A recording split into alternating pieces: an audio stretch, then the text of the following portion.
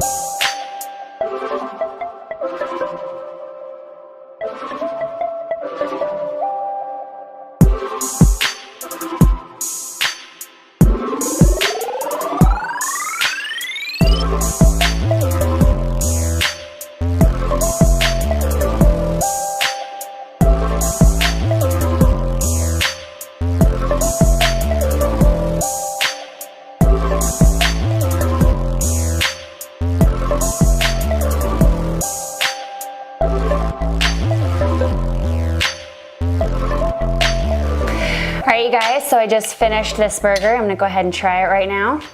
Added a little sauce on there with arugula. It is later at night, so I try to keep carbs down. So little helpful hint, I guess you could say. Carbs in the morning and no carbs at night.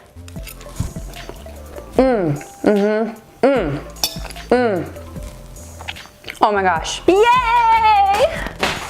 Success is super good. If you like this video, go ahead and hit subscribe, like, and let us know what other videos you'd like to see more of.